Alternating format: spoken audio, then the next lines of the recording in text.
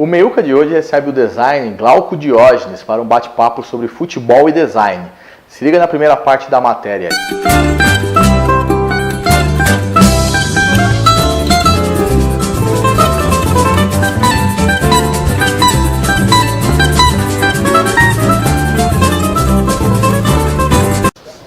Bom, seu Glauco, como é que foi a ideia e a concepção de tudo ali, daquela homenagem aos 25 anos do Rogério? Bom, em primeiro lugar, prazer estar aqui com você de novo, Renatão. Um abraço para todo mundo. Cara, a ideia surgiu muito espontaneamente, partiu do Departamento de Comunicação e Marketing de São Paulo, né? Através do Marcos Boemirad, que está lá, da Cíntia. E eles já tinham uma coisa planejada para os 25 anos do São Paulo, do Rogério no São Paulo, perdão. E me chamaram, me convidaram, já sabiam dos projetos que eu já tinha desenvolvido com eles também, né? Há algum tempo atrás, fazia algum tempo que eu não colaborava diretamente com o São Paulo, mas sempre tinha o relacionamento. Me ligaram e falaram, olha, a gente tem um projeto que acho que é a sua cara, para os 25 anos do Rogério Ceni, só que a gente ainda não definiu o que vai ser feito e como vai ser feito. E aí eu falei, pô, isso aí não é um pedido, é uma convocação, né, literalmente. Fui lá pro Morumbi, a gente sentou, eles passaram um briefing, né, tinha uma ideia mais ou menos clara do que eles não queriam, né, não queriam repetir essa coisa de prato, de aço, nem uma placa comum, que o Rogério já ganhou milhares e tal, não fazia muito sentido para uma data tão relevante quanto essa, e eles queriam usar essa expertise de trazer o design como agregador de valor para dentro do contexto do futebol. Eu falei, pô, prato cheio, vamos fazer. Apresentamos a proposta, eles aprovaram a proposta, né? Tinha um tempo relativamente curto para desenvolver tudo e aí a gente conseguiu conceber através de um parceiro de aço inox brasileiro. A gente conseguiu dar vida para essa quase joia que é a escultura, né? Que aliás vai ser entregue agora oficialmente nos próximos dias para ele. A gente fez a entrega oficiosa dentro do estádio do Morumbi para a torcida, né? A peça passou por alguns ajustes, polimentos normais de acabamento para você poder fazer a entrega final, mas acredito que daqui uns 2, 3 dias, acho que depois no período da gravação a gente já tem entregue para o Rogério, efetivamente. E tem mais alguma coisa aí pintando com relação a São Paulo, Rogério? Tem umas coisas em andamento, umas coisas bem legais até.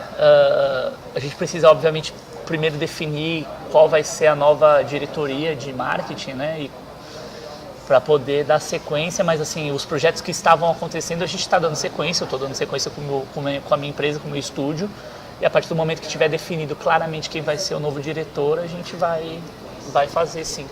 A gente está falando de São Paulo, está falando dos maiores ídolos da história do São Paulo, mas em termos gerais, assim, a gente ainda explora muito mal nossos ídolos?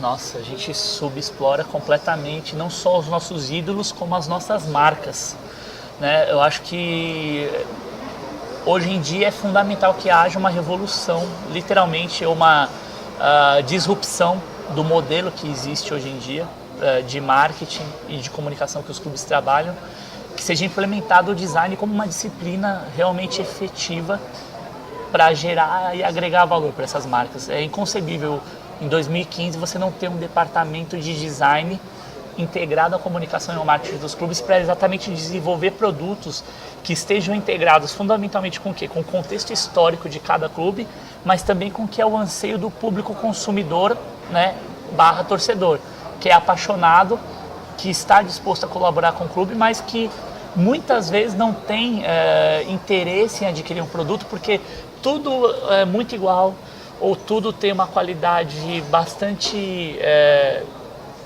questionável, né? Raramente você tem uma ação que propicie você adquirir um produto por um preço que é considerado justo e esse produto você tem um valor agregado realmente importante que permeia a marca do clube não só dentro do contexto nacional, mas também internacional. Então tem uma série de fatores que tem que ser integrados para você conseguir viabilizar o design finalmente como uma disciplina e um departamento também para você gerir recursos para o clube. Só para você ter uma ideia, o design representa 7% do PIB da Inglaterra. 7%. Caramba. Tanto a ponto dos políticos e dos partidos, dos governantes ingleses, né, do Reino Unido, chegarem dentro do Congresso lá e falarem design é muito importante para ficar na mão dos designers. Ou seja, o que aí no caso eles estão totalmente errados, mas para você ver o poder do valor agregado que isso tem para gerar recursos. Então obviamente que a classe política cresceu os olhos e isso está permeado dentro da cultura europeia de uma maneira muito forte, muito enraizada, né? E também, obviamente, nos clubes, se a gente falar do futebol como um contexto de um mercado inserido dentro de uma nação. Agora você imagina você trazer todos esses atributos para as marcas brasileiras e conseguir disseminar isso daí como cultura também. Primeiro precisa educar, formar uma cultura, né? Uma massa cinzenta bastante coerente, isso leva um certo tempo. Mas ao mesmo tempo a partir do momento que você tem um consumidor que tem uma consciência maior daquilo que ele está consumindo, do que ele está comprando, adquirindo e exige a qualidade, os critérios técnicos efetivos que o design oferece, obviamente que você vai elevar o nível desse consumidor e também do teu produto e consequentemente daquilo que você está cobrando, né, por ele, quanto que você está agregando de valor por aquilo. Hoje os clubes, quando querem fazer alguma coisa, eles contratam uma empresa e essa empresa elabora esse produto.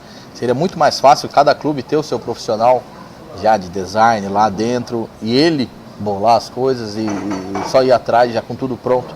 Eu acho que isso aconteceu muito no mercado da moda no começo dos anos 80 e 90, quando a moda começou a eclodir, início dos anos 2000 aqui, né? Você tinha, dentro das confecções, você tinha os estúdios in-house. Então você tinha um diretor de criação, um designer já sênior, alguns assistentes, estagiários, para poder conceber e junto com o departamento de pesquisa de marca e de estilo, você conceber produtos exclusivos.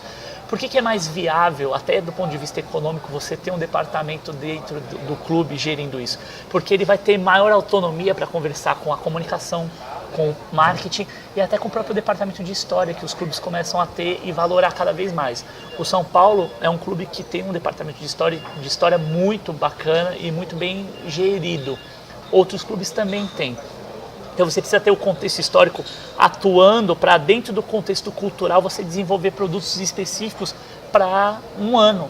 Por exemplo, esse ano a gente completou 25 anos de Rogério Ceni no São Paulo. Você tem e-books, você tem produtos que o próprio Rogério está lançando de maneira autônoma. Mas como que isso acontece no Corinthians, por exemplo, ou no Palmeiras, ou em outros clubes? Como é que isso pode ser implementado como uma funcionalidade dentro do clube através de um departamento? Então acho que é mais interessante você ter sim um departamento que para um clube é um custo muito mais barato, você ter bons profissionais lá dentro, não precisa ser uma estrutura super inchada, você pode ter uma estrutura enxuta, com um bom designer sênior, um outro designer que tem um bom nível, assistentes, o departamento histórico e você atuar com esses 3 pilares, comunicação institucional que os clubes já têm, o marketing e o design. Por quê? Porque você vai dar as diretrizes e vai poder estabelecer quem são os seus fornecedores. Então o design e o designer, né, o profissional, ele vai homologar quem são os fornecedores do clube. Vai fazer um levantamento do histórico da empresa, há quanto tempo que ela fornece, qual que é o posicionamento dessa marca, qual que é a qualidade do produto que ela está propondo e oferecendo para o clube. Para quê? Nisso você eleva o nível de toda a cadeia que permeia a aplicação da marca. Pode ser lingerie, pode ser licenciamento para você fazer a aplicação num copo, por exemplo, ou pode ser um projeto muito mais grandioso. Mas é importante você ter alguém atuando dentro da estrutura do clube para poder fomentar esse tipo de ação até internamente, propor inovação dentro da estrutura do clube. Você ter essa unidade autônoma integrada à estrutura fixa do clube, algumas coisas vão ser podadas, é natural, mas você precisa ter essa cultura já corporativa de inovação, quase que você tivesse uma startup dentro do clube, para você poder criar projetos novos de terceiro uniforme alternativo, novos produtos integrando game, integrando redes sociais, poder comunicar com o próximo torcedor que vai ter poder aquisitivo, que é o jovem, que é o adolescente, porque o torcedor mais antigo ele já está catequizado. Sim. Né? Esse cara você só precisa continuar o relacionamento com ele. Agora, você está pulverizado hoje em dia uma série de ofertas de esporte também e de games, de internet. Então como é que você vai atrair, vai reter o seu futuro consumidor, o seu futuro torcedor? Como é que você vai gerar paixão nesse cara? O design fomenta isso. E é fundamental que os clubes literalmente abram os olhos para essa possibilidade. É por isso que cada vez mais a gente vê a garotada com camisas do Madrid, do Chelsea, do Manchester City, do Paris Saint-Germain e menos com os daqui. Perfeito. Por quê? Porque exatamente pelo design. Aqui, como muitas coisas, você tem muitas coisas boas, mas muitas coisas ruins. Uma das coisas ruins que eu vou dizer é o seguinte: o design dentro do contexto brasileiro, ele ficou uma disciplina elitizada, ou seja, da elite para elite. O cara que vai estudar design agora é um pouco menos porque isso está mais massificado, mas durante muito tempo isso vai demorar para ser quebrado de uma maneira global dentro do contexto do nosso mercado. Sim. Você tem o cara que tem uma melhor condição de vida, que foi lá, o pai paga, ele faz as grandes faculdades de design que você tem aqui, 5 ou 6, que são reconhecidas nacional e tem uma notoriedade até internacional quando você vai fazer um intercâmbio ou fazer cursos fora, mas fundamentalmente... Não. Mas fundamentalmente o design daqui é da elite para elite, existe essa ideia. E o futebol, por estar num contexto mais popular, ainda existe a cultura do tosco que funciona. Não existe esse cuidado de você ter uma sofisticação que não necessariamente vai impactar no custo daquilo que você está produzindo. É importante que haja uma conscientização interna também, exatamente por conta disso, para você perceber que o design ele é uma ferramenta, ele é um instrumento para a resolução de problemas de maneira sustentável. A gente pode definir assim, quando você faz uma aplicação do design no contexto empresarial. Então eu preciso entender como que um tecido pode ficar melhor do ponto de vista de performance para o atleta, mais leve, que eu consiga fazer as impressões e consiga manter a minha marca de uma maneira bacana, legível, harmônica. Isso eu preciso pensar isso daí. E o design é a ferramenta, é o instrumento. Então, respondendo a tua pergunta claramente, é óbvio que os jovens preferem usar esse tipo de uniforme em detrimento até do uniforme do time que ele torce, por vários fatores. É óbvio que a performance do time conta, é óbvio que a relação que ele tem com essas marcas é muito maior e os clubes ainda não perceberam, porque ela vem desde quando ele é pequeno, quando ele começa a jogar videogame. É ali que ele desperta a paixão ou a simpatia por determinado jogador. Sim. Obviamente que os ídolos desses clubes também influenciam muito. Você tem uma polarização entre Messi e Cristiano Ronaldo e Messi, porque a Liga Espanhola é muito forte e esses times têm performado muito bem.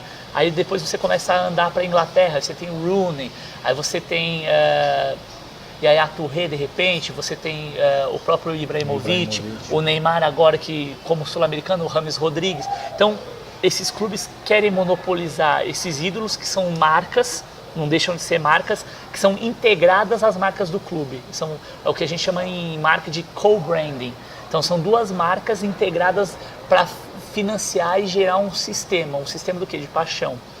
Né? Então o cara, quando ele compra uma camisa do Barcelona, um jovem, ele já, hoje com as informações que nós temos, assim, torcer para o Barcelona é torcer muito mais do que um clube, é um lifestyle. Você ir para Barcelona e não assistir um jogo do Barcelona já é parte da cultura e do movimento turístico da cidade. Verdade.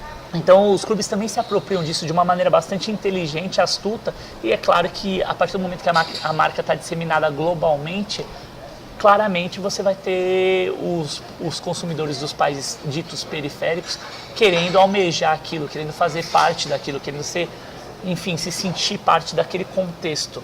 Então, além de, obviamente, a qualidade do produto que é feito e do design. Você pode usar uma camisa, por exemplo, do Yohji Yamamoto, que é um designer japonês, super reconhecido no mundo inteiro, que mudou, revolucionou a moda dos anos 70 e 80. Ele foi convidado agora para desenvolver, há 3 anos atrás, a camisa do Real Madrid, que ganhou a 10ª, há 2 anos e meio, quase 3 anos. Ou seja, você traz um nome reconhecido de moda, esse cara desenvolve um produto, agrega valor à tua marca, a sua marca, a camisa do Real Madrid saiu em todos os cadernos de moda do mundo. Verdade. Com o Fly Emirates ali, com um patrocinador estampado gigantesco. Ganha também, né? O Exatamente. patrocinador ganha. Voltando ao assunto do profissional, o profissional dentro do clube. Hoje a empresa, o fornecedor de material esportivo, cria a camisa, leva a camisa lá e o conselho, seja o que for, aprova. Eu tendo um profissional dentro do clube, ele pode criar a camisa e a camisa sai de dentro do clube e vai para fornecedor? Perfeito. É óbvio que você não consegue ter esse controle. Pergunta perfeita. O que acontece hoje em dia no mundo de uma maneira muito geral? Não, o pessoal vai ficar achando que... Não, beleza. Então foi bom, foi bacana. Mas o que acontece no mundo hoje em dia? Os fornecedores de materiais esportivos, além de eles pagarem para produzir os materiais, eles têm lá a aplicação da marca deles na camisa do clube que eles estão produzindo. E eles produzem esse material e a partir do momento que eles começam a vender, eles pagam o clube por uma remuneração os chamados royalties, que são porcentagens sobre as vendas. Essas porcentagens variam, depende muito de contrato para contrato, mas em geral no mercado você tem entre 7% e 10%. Raras exceções você tem 15%, depende muito do contrato que você estabeleceu com o teu fornecedor. Quantidade de contrapartidas que você recebe em questão de material que podem ser computadas como parte de pagamento. Então é um modelo não muito complexo, mas também não muito simples, que você vai ajustando de acordo com o modal de contrato que você estabelece com o teu fornecedor. Pois muito bem. Dentro dessas empresas você tem in-house as equipes de design que desenvolvem as camisas, tá? E muitas vezes, até por uma questão de logística e produção e distribuição mundial, eles adotam o que é chamado do template. O que é o template? Você tem uma mesma modelagem da camisa, ou seja, formato de gola, formato de mangas, formato de punho, ajuste no corpo, enfim, a modelagem da camisa, a estrutura de desenho da camisa, que nem você tem aqui uma cola semipolo e tal, isso tudo é feito um template, ou seja, o mesmo modelo que foi desenhado para aquela estação, aquela temporada vai ser aplicado pelo Corinthians, por exemplo, no caso da Nike, pelo Roma, pelo Galatasaray, isso no uniforme número 2. No uniforme número 1, o que eles fazem? Eles criam um modelo específico, dependendo do tamanho do contrato e dependendo do tamanho da importância daquele time, eles estabelecem uma relação com o clube de criar um modelo específico. Então, por exemplo, o Barcelona, ele tem uma camisa específica dele, número 1, a dita camisa número 1, que já também está sofrendo transformações, isso a gente pode falar mais adiante, mas o uniforme número 1, ele tem uma identidade de modelagem que é exclusiva do Barcelona. E assim sucessivamente para todos os outros times quando você tem o fornecedor X, Y ou Z. O que acontece com isso? Acontece que quando você tem o uniforme reserva, invariavelmente, no caso específico da fornecedora de materiais do Corinthians, ele é a mesma modelagem para o Corinthians, para Roma, enfim, para todos internacionalmente. E isso causa também no torcedor que está mais antenado e que está discutindo e debatendo, porque sempre que tem um lançamento de camisa é uma grande expectativa, todo mundo fica ansioso para ver o que vai ser novidade, isso causa também uma certa rejeição. Porque, obviamente, do ponto de vista comercial das marcas, eles têm que ter uma certa agilidade para poder prover e atender, abastecer os seus mercados. Isso é normal que aconteça. Mas aí você cria um conceito em cima de cada um desses elementos, que foi feito agora com o Corinthians, por exemplo. Estou citando o Corinthians porque tem sido um dos cases mais relevantes aqui no Brasil. Agora a gente teve na camisa laranja. Na camisa laranja, que fazia alusão ao terrão, tá? No caso agora, o São Paulo está tentando correr atrás, mas até pelo estatuto ter esse viés político e essa questão tradicionalista do clube, você tem algumas impeditivos e alguns entraves que ainda não viabilizam a construção. Eu nem chamo terceiro uniforme, eu chamo de uniforme alternativo. Por quê? Porque claramente você tem um problema em relação às questões que envolvem os regulamentos das competições. Claramente o time é obrigado a descaracterizar a identidade por conta dos contrastes obrigatórios entre cores que são estabelecidos desde a UEFA, depois foram para a FIFA e também vieram para a América do Sul. Isso a gente pode falar mais tarde. Mas em geral é isso. Assim, eu acredito que, resumindo de novo, eu sou meio prolixo, mas como o assunto é meio complexo, a gente tem que falar mais profundamente. Eu acredito que você precisa ter um departamento dentro do clube com alguém especializado, integrado à comunicação, integrado à história, integrado ao marketing, que estabeleça e normatize regras ou mesmo sugestões para condução, até para você poder usar datas comemorativas dos clubes e usar isso daí a favor para você criar produtos exclusivos para a tua torcida. Falou da camisa do Corinthians, né? A Nike lançou para todos os clubes dela o mesmo padrão de camisa, só muda a cor, né? Eu vi muito torcedor do Corinthians... Isso, no uniforme 2. Aquele laranja do Corinthians. Isso, que é alternativo. O Barcelona tem um que é... Que é o Blaugrana, que faz homenagem ao azul do... Que é tudo... ele é todo uma cor só, e todo mundo tem, a Roma tem, Galatasaray tem, o Paris Saint-Germain tem. Exato. Eu vi muito torcedor reclamando disso. Até que ponto é interessante você ter todo mundo igual? Pois é, então, essa é uma das coisas que acontece ainda mais num cenário de crise, vamos dizer, mundial. Isso já aconteceu há uns 3 anos atrás, porque também existe uma disputa de share de mercado entre Adidas e Nike, né? Isso acontece claramente.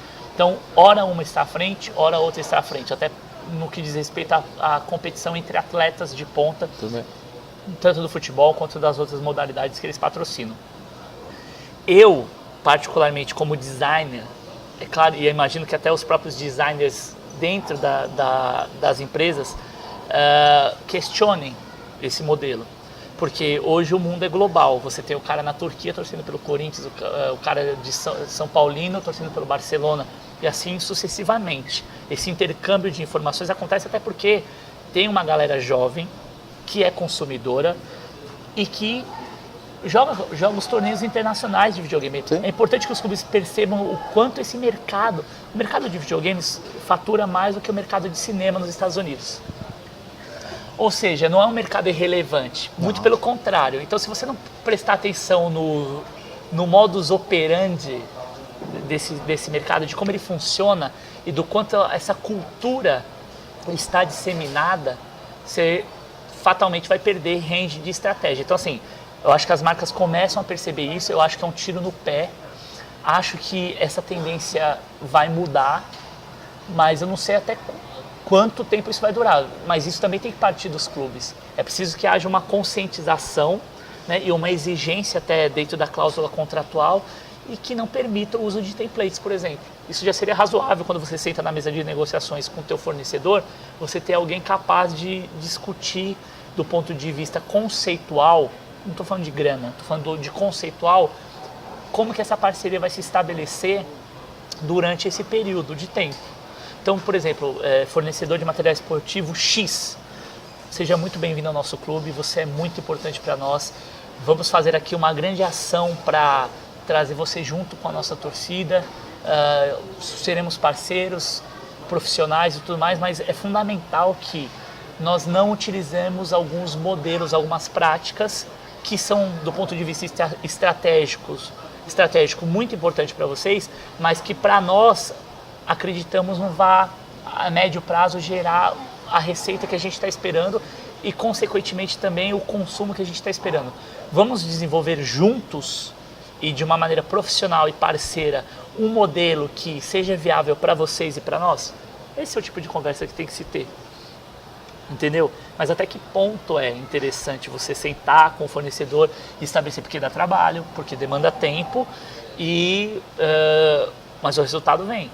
O resultado é concreto, né? Então você precisa ter esse subsídio, esse tipo de sofisticação para sentar com o cara na mesa e propor claramente para ele que isso seja feito. Canal Entre Boleiros, é simples, vocês acessem o Orkut e cliquem aqui, deem um like ali, um joinha aqui, enfim, assistam esse canal que é o melhor canal de futebol de todos os tempos. Entre Boleiros, façam como eu, assistam Entre Boleiros. Quanto custou?